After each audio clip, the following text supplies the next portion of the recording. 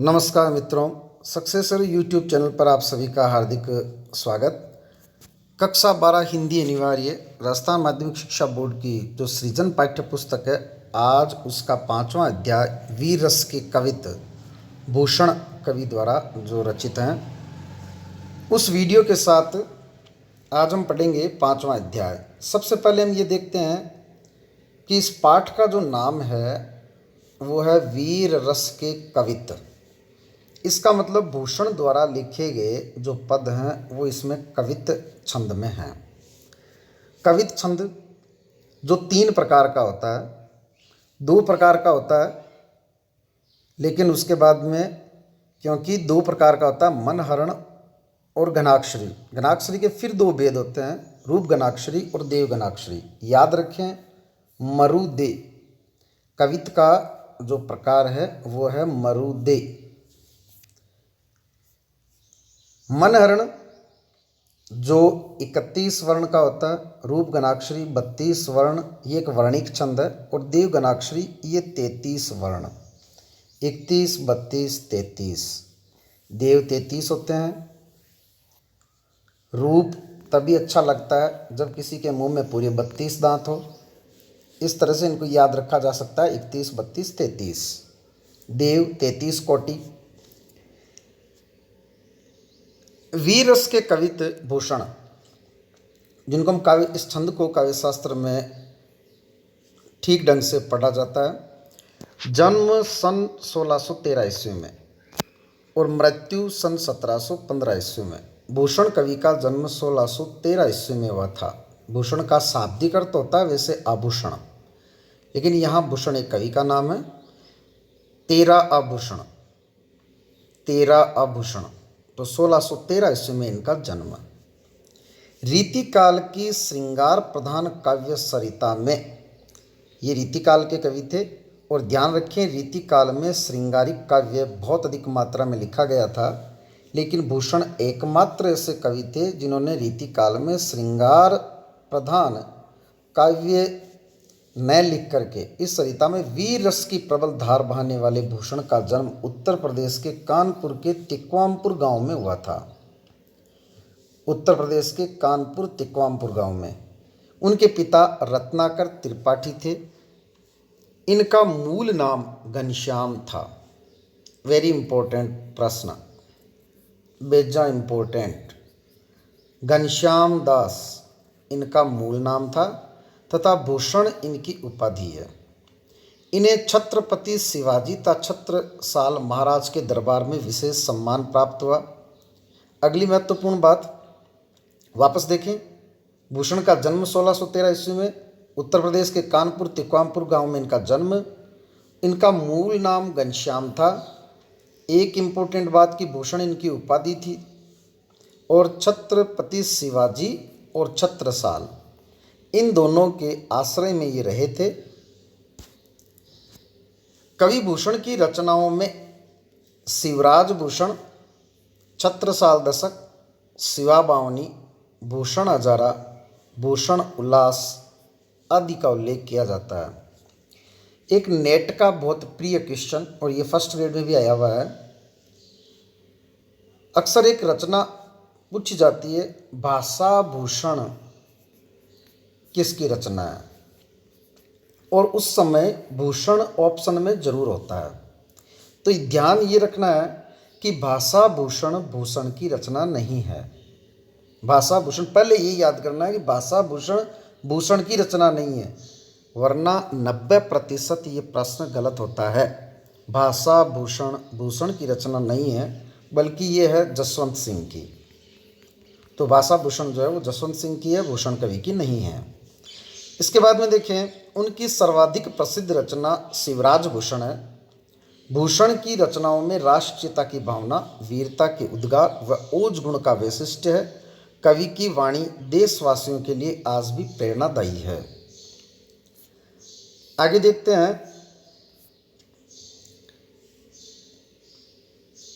प्रस्तुत पाठ में कविवर भूषण के 5 कवित लिए गए हैं। एक बात हम और कर लेते हैं कि इनका मूल नाम जो घनश्याम था, ये विश्वनाथ जो इतिहासकार थे उनके अनुसार। अब प्रश्न उठता है, एक तो इनकी भूषण की उपाधि, एक ये प्रश्न खूब आता है कि इनकी पालकी को, इनको सम्मान देने के लिए इनकी पालकी को कंधा किसने लगाया था। तो हमारे पास दो बातें होती हैं, कई लोगों को ये पता है लेकिन एक कंफ्यूज होता है कि किसने कंधा लगाया था और किसने भूषण की उपाधि दी थी। चित्रकूट के शासक रुद्रदेव सोलंकी, एक नाम है हमारे पास रुद्रदेव सोलंकी और एक नाम है स्वयं छत्रसाल ने। तो ध्यान रखिए, जब पालकी को कंधा लगाया जाता है तो ऊपर धूप से सुरक्षा के लिए ऊपर एक छत्र भी जो है वो हाथ में लेकर के और उसके ऊपर सिर के ऊपर किया जाता है। तो जो कंधा, जिसने पालकी पर कंधा लगाया था उसने ऊपर छत्र भी लगाया था। इस तरह से याद रखें, पालकी को कंधा लगा करके छत्रसाल ने छत्र ऊपर लगा दिया था और भूषण को यानी घनश्याम को भूषण की उपाधि देने वाले रुद्रदेव सोलंकी थे। प्रस्तुत पाठ में जो 5 कविता हैं, शिवाजी जब युद्ध के लिए प्रस्थान करते हैं तो संसार भर में खलबली मच जाती है। धूल के गर्द में सूर्य तारे जैसा लगने लगता है, समुद्र थाली में रखे हुए पारे की तरह प्रतीत होता है। औरंगजेब के दरबार में समुचित सम्मान न पाकर क्रोध से उबलते हुए शिवाजी का रुद्र लाल मुख देखकर औरंगजेब का मुख काला व उसके सिपाहियों का मुख भय से पीला पड़ जाता है। मैं इनको थोड़ा जल्दी जल्दी इसलिए पढ़ रहा हूँ क्योंकि ये सारांश है इन्हीं पदों का। शेषनाग विधाता यानी करतार व यमराज के दायित्वों को असल में तो शिवाजी ही निभाते हैं। पालनकर्ता, संहार करने वाले सभी का दायित्व है शिवाजी निभा रहे हैं। शिवाजी का शत्रुओं पर आधिपत्य ऐसा है जैसे इंद्र का जंबासुर व बड़वानल का सागर पर, बड़वानल कहा जाता है समुद्र में लगने वाली आग। राम का रावण पर, वायु का बादलों पर, शंकर का कामदेव पर, क्योंकि कामदेव को अपना तीसरा नेत्र खोलकर भस्म भगवान शिव ने किया था। परशुराम जिन्होंने सहस्रबाहु का वध किया था। दावाग्नि का वृक्षों पर, जंगल में लगने वाली जो आग है वो वृक्षों को जला देती है। चिते का मृग समूह पर, शेर का हाथियों पर, प्रकाश का अंधकार पर, श्री कृष्ण का कंस पर। इसी प्रकार कवि शिवाजी की तुलना गरुड़, सिंह, इंद्रबाज और सूर्य से करता है। कवि मानता है कि सूर्य के समान 9 खंड भूमंडल पर, क्योंकि ये जो भूमंडल है ऐसा माना जाता है कि पृथ्वी 9 खंडों में विभक्त है, पर सर्वत्र शिवाजी का वर्चस्व है। आइए देखते हैं भूषण कवि के वीर रस के कवित्व। साजी चतुरंग सेन अंग में उमंग धारी, सरजा शिवाजी जंग जीतन चलत है। कवि कहते हैं कि जिस समय भगवान ये शिवाजी जो है जब युद्ध करने के लिए चलते हैं, साजी चतुरंग, चतुरंगिणी सेना को सजा करके। चतुरंगिणी सेना वो होती है जिसमें रथ हो, जिसमें अश्वारोही हो, जिसमें हाथियों पर सवार सेना हो और साथ में पैदल सेना भी हो। 4 तरह की जहाँ सेना होती है वो सेना चतुरंगिणी सेना कहलाती है। सेन अंग में, सेन का अर्थ सेना, अंग में उमंगधारी और अपने अंगों के अंदर उमंग को धारण करती हुई। सरजा जो शिवाजी की एक उपाधि है, धर्म का रक्षक। शिवाजी जंग जीतन चलत है, वो युद्ध को जीतने के लिए चलते हैं। और ऐसे समय में भूषण भनत, भनत शब्द का अर्थ है बखान करते हैं, वर्णन करते हैं, लिखते हैं, कहते हैं। भूषण कवि कहते हैं नाद, नाद यानी ध्वनि, बिहद, बिहद यानी बेहद, जिसकी कोई हद नहीं हो, असीम, अपार, नगारने के, और नगाड़ों की जो नाद यानी ध्वनि है वो बेहद सुनाई पड़ रही है। और उसी समय नदी नद मद गेबरन के रलत है। रलत का अर्थ होता है बहना, रलत का अर्थ होता है बहना। नदी नद, नदियाँ, नद बहुत बड़ी नदी, जैसे समुद्र हो तो नदियाँ समुद्र की तरह बह रही है। क्या बह रही है? मद गेबरन, गेबरन यानी हाथी, और मद का अर्थ है हाथियों के पसीने के रूप में टपकने वाला द्रव्य। ये जो हाथियों के पसीने के रूप में टपकने वाला द्रव्य है उसने नदी और मानो समुद्र का रूप धारण कर लिया हो, वो उस तरह से बहता है। नेक्स्ट आगे वाली पंक्तियां, एल फेल खेल बेल गलक में गेल गेल।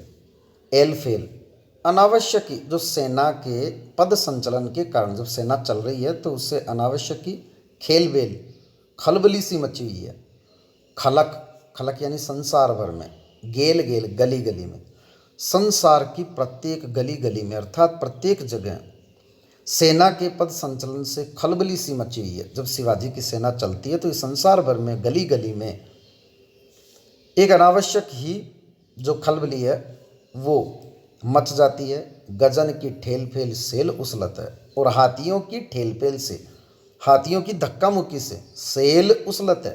सेल यानी पर्वत, मानो पर्वत उखड़ रहे हों। साथ ही जब शिवाजी की सेना चलती है किसी युद्ध के लिए, तारासों यानी तारे के समान, तरणी, दो शब्द हैं, ये युग्म शब्द में बहुत पूछे जाते हैं। एक शब्द है तरणी और एक शब्द है तरणी। तरणी और तरणी दोनों में अंतर ये है, ये जो तरणी है ये तो है सूर्य, और ये जो तरणी है वो है नाव। ये नाव खेने का मैंने चाकू बना दिया। वापस देखें एक बार, ये युग्म शब्द में बहुत पूछा जाता है।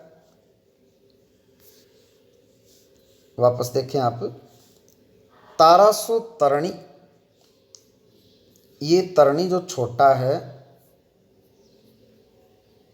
ये सूर्य, और जो तरणी जिसमें मात्रा बड़ी है उसमें मैं नाव खेलने का चाकू बना रहा हूँ। तो यहाँ तरणी का अर्थ है तारासो, तारे के समान तरणी, धुरी धारा में लगत जिमी। वो इस धुरी धारा, चारों तरफ जो धूल उड़ रही है उस धूल के कारण से सूर्य भी तारे के समान नजर आ रहा है, ऐसे लगता है। जिमी का अर्थ होता है मानो, जानो। थारा पर पारा पारावार यूं हलत है, और जिस तरह से थाल पर, किसी थाल के अंदर यदि पारा डाल दिया जाए, साइंस में, विज्ञान में ऐसा माना जाता है कि पारे का जो शानता का गुण है वो अधिक होता है, जिससे वो, जैसे अगर किसी थाली में पानी डाल करके और थाली को उल्टा किया जाए, पानी बहुत शीघ्रता से जल्दी से नीचे की ओर गिर जाएगा, लेकिन पारा जो है वो उस पर चिपका हुआ रहता है, इसलिए वो अचानक गिरता भी नहीं है। पारावार यूं हलत है, पारावार का अर्थ होता है समुद्र। इस धरती पर, क्योंकि उस सेना के पद संचलन से धरती पर जो समुद्र है वो इस तरह से हिलता है जैसे किसी थाल पर पारा हिलता हो, जो गिरता भी नहीं है लेकिन बहुत अधिक उसमें हलचल है। ये पहला कवित था। दूसरा कवित, सबन के ऊपर ही ठाड़ो रही बे के जोग, ताई खरो कियो 6000 के नियरे। जब औरंगजेब ने अपना दिल्ली दरबार लगाया था और शिवाजी को वहाँ बुलाया था, तो सबन के ऊपर ही ठाड़ो रही बे के जोग, सबके ऊपर स्थित रहने वाले, सबके ऊपर स्थान दिए जाने वाले जो शिवाजी है, रही बे के जोग यानी योग्य, समर्थ, ताई खरो कियो 6000 के नीरे। नीरे का अर्थ निकट, उनको 6000 मनसबदारी, जो 6000 सैनिक जिनको रखने का अधिकार होता था, उनके निकट खड़ा किया, और ये शिवाजी का अपमान था। जानी गैर मिसिल, गैर मिसिल यानी अनुचित, गैर मिसिल का अर्थ है अनुचित।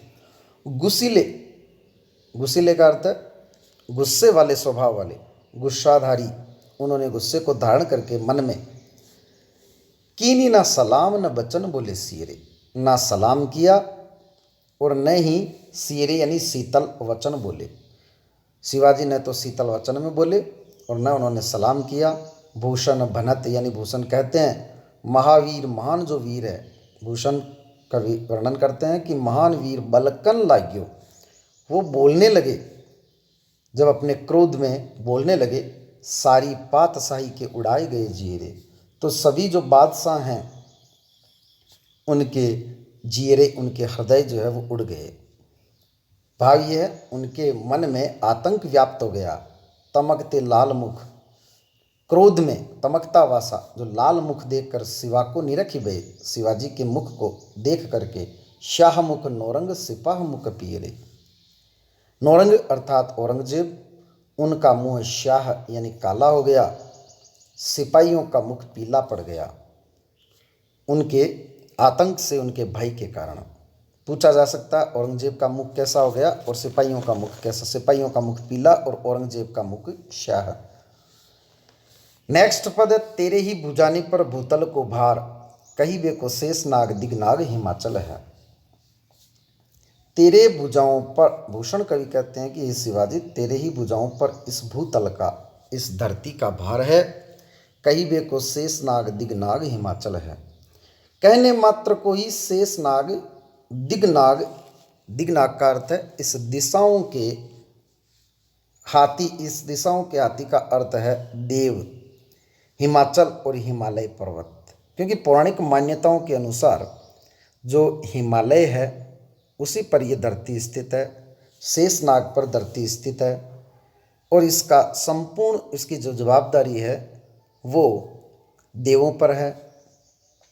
तेरो अवतार जग पोषण भरनहार, तुम्हारा अवतार इस जगत के पोषण और इस जगत के भार को, इसको जगत के पोषण करने और इस जगत का पेट भरने, जीविकोपार्जन करने, ये संपूर्ण जो दायित्व है वो उसी के लिए तुम्हारा अवतार हुआ है। कछु करतार को नत्ता मधि अमल है। इसमें कछु, इसमें कोई करतार यानी विधाता को नेता मधि अमल है। अमल का अर्थ होता है प्रयास, प्रयत्न। इसमें विधाता का किसी तरह का कोई भी प्रयास नहीं है। साही तने सरजा समथ शिवराज कई, साही शाह के पुत्र थे, तने का अर्थ तनय यानी पुत्र, शाहजी के पुत्र सरजा, सरजा उपाधि को धारण करने वाले ये शिवाजी, समर्थ, आप समर्थ हो, शिवराज, हे शिवराज आप सरजा की उपाधि धारण किए हुए और समर्थ हो, शाहजी के जो पुत्र। कवि इस तरह से वर्णन करते हैं, तेरो अवतार जग पोषण भरनहार, कछु करतार को नता मधि अमल है। साहित्य ने सरजा समर्थ शिवराज कवि, भूषण कहत जीवो तेरो ही सफल है। भूषण कवि कहते हैं कि केवल तुम्हारा ही जीना सफल है। तेरी करवाल यानी तुम्हारी तलवार करे मलेच्छन को काल, मलेच्छ या मुगलों के लिए आया है, उन मलेच्छों का काल बनकर के तुम्हारी तलवार जो है वो उन पर टूट पड़ती है। बिन काज होत काल बदनाम धरातल है, इस धरातल पर तो काल यानी यम व्यर्थ में ही, बिन काज व्यर्थ में ही बदनाम हो रहा है। उनके लिए तो काल तुम बने हुए हो, उनका संहार तुम कर रहे हो। नेक्स्ट, इंद्र जिम जंब पर बाड़व जो अंब पर, जिस तरह से इंद्र, जंब यानी जृंभासुर, जृंभासुर का वध इंद्र ने किया था, जिस तरह से इंद्र का जृंभासुर पर, बाड़व जो अंब पर, और बड़वानल, बड़वानल आग जो है वो समुद्र में लगने वाली आग है, अंब यानी जल, जो जल को सूखा देती है। तो जिस तरह से इंद्र का जृंभासुर पर, बड़वानल का जल पर, रावण सदम्भ, सयदम्भ यानी दम्भी, जो दम्भ सहित, दम्भी सहित रावण पर रघुकुल राज, रघुकुल राज प्रभु श्री राम। उसी तरह से पवन वारिवाह पर, पवन का वारिवाह, जल का जो वाहक बादल, वो बादलों को चाहे जिधर उड़ा कर ले जाती है पवन। शंभु रतिनाह पर, रति के पति थे कामदेव, ये भी पर्यायवाची में खूब पूछा जाता है, रतिपति और शचीपति। तो रचिपति कामदेव का पर्यायवाची है और शचीपति इंद्र का पर्यायवाची। तो रतिनाह कामदेव पर भगवान शिव का, क्योंकि कामदेव ने जब भगवान शिव की तपस्या को, उनकी समाधि को भंग करने का प्रयास किया, तो भगवान शिव ने क्रोध से अपना तीसरा नेत्र खोल करके कामदेव को नष्ट कर दिया। और फिर कामदेव की पत्नी रति के आग्रह पर ही भगवान शिव ने ये कहा कि मैं इनकी देह को वापस नहीं लौटा सकता, जो नष्ट हो गया सो हो गया, परंतु मैं इनको अमरत्व प्रदान करते हुए इनको बिना अंगों के आत्मा के रूप में तुम्हारे साथ ये अब रह सकेंगे। और उसी के बाद कामदेव का नाम अनंग कहलाया, अन अंग, बिना अंगों वाले। ज्यों सहस्र बाहु पर, जिस तरह से सहस्र बाहु पर जिसके हजार आते, राम, राम का अर्थात कौन से राम? द्विजराज। द्विज ब्राह्मण का पर्यायवाची होता है, विप्र का, जो ब्राह्मण विप्र राज है, ऐसे राम अर्थात परशुराम। परशुराम का जिस तरह से सहस्र बाहु पर, दावा द्रुम दंड पर, दावा नल जंगल में लगने वाली आग, बड़वा नल समुद्र में लगने वाली आग, और दावा नल जंगल में लगने वाली आग। द्रुम दंड, द्रुम पेड़ का पर्यायवाची होता है, पेड़ों के समूह पर जिस तरह से जंगल में लगने वाली आग का अधिकार होता है चिता मृग झुंड पर, और चिताओं का मृग के समूह पर, भूषण वितुंड पर जैसे मृगराज है। और जिस तरह से भूषण कहते हैं कि वितुंड यानी हाथियों पर जैसे मृगराज, मृगराज सिंह का पर्यायवाची यानी शेर का पर्यायवाची, जिस तरह से सिंह का अधिकार वितुंड हाथियों पर होता है, तेजतम अंश पर, और जिस तरह से प्रकाश का अंधकार के अंश पर, जहाँ पर भी अंधकार है वहाँ उस अंधकार को मिटा सकने की योग्यता, सामर्थ्य तेज प्रकाश पर होता है, कान जिमी कंस पर, और भगवान कृष्ण का जैसे कंस पर यो मलेच्छ वंश पर शेर शिवराज है, उसी तरह से मलेच्छों के वंश पर शिवराज जो है, शिवाजी है, वो शेर है, उनका आतंक है, वो श्रेष्ठ है उन पर। नेक्स्ट पद, गरुड़ को दावा जैसे नाग के समूह पर। अंतिम पद, गरुड़ को दावा, गरुड़ का अधिकार जैसे नाग के समूह पर है। यहाँ नाग का जो अर्थ है, क्योंकि गरुड़ जो गरुड़ है उसका अधिकार होता है सर्प पर, तो सर्पों के समूह पर, दावा नागजूह पर, सिंह सिरताज को। और दूसरे वाला जो दावा है, दावा नागजू है। यहाँ नाग का अर्थ क्या है? यहाँ नाग का अर्थ है हाथी, तो दावा नागजूह पर। याद रखें, इस नाग का अर्थ सर्प है और इस नाग का अर्थ हाथी है। हाथियों के समूह पर सिंह सिरताज को, सिरताज का अर्थ श्रेष्ठ, प्रभुत्व है, जिस तरह से, और इस दावा का अर्थ अधिकार, और जिस तरह से नाग का अर्थ जो है हाथी होने के कारण हाथियों के समूह पर शेर का प्रभुत्व है, दावा पुरहूत को पहाड़न के कुल पर। उसी तरह से दावा पुरहूत यानी इंद्र, इंद्र का पहाड़न के कुल पर, पहाड़ों के समूह पर, पहाड़ के कुलों पर इंद्र का आधिपत्य है। दावा द्रुम दंड पर चिता मृग झुंड पर, उसी तरह से दावा द्रुम दंड पर, चिता मृग झुंड पर, भूषण वितुंड पर जैसे मृगराज है, तेजतम अंश पर, कानजीवी कंस पर, यो मलेच्छ वंश पर शेर शिवराज है। और अंतिम पत्ता, गरुड़ को दावा जैसे नाग के समूह पर, दावा नागजू पर, सिंह सिरताज को, दावा पुरहूत को पहाड़न के कुल पर, दावा सबे पक्षिण के गोल पर बाज को। दावा सबे पक्षिण यानी पक्षियों के, गोल यानी समूह है, गोल का अर्थ समूह है, तो उसी तरह से पक्षियों के समूह पर बाज का जिस तरह से अधिकार है, भूषण अखंड नवखंड महीमंडल में, भूषण कवि कहते हैं कि इस अखंड महीमंडल यानी धरती, नवखंड जो 9 खंडों में विभक्त है, इस महीमंडल में अखंड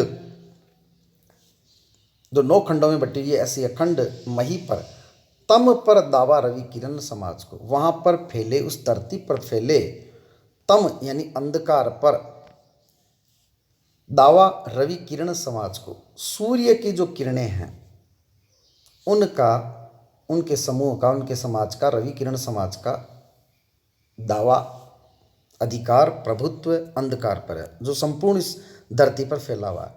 पूरब पचा है देह, पूरब पचा है देश, दक्षिण ते उत्तर लो, पूर्व से पश्चिम तक, दक्षिण से उत्तर तक जितने भी जो देश हैं, जहाँ पातशाही, जहाँ बादशाह हैं जो औरंगजेब के अधीन है, तहाँ दावा शिवराज को, वहाँ शिवाजी का प्रभुत्व है, उनका अधिकार है, उनका आतंक है। इस तरह से ये जो 5वां अध्याय था वीरस के कवित्त भूषण, यह समाप्त हुआ। जिन लोगों ने सब्सक्राइब नहीं किया है वो सब्सक्राइब जरूर करें, कमेंट जरूर लिखें। धन्यवाद।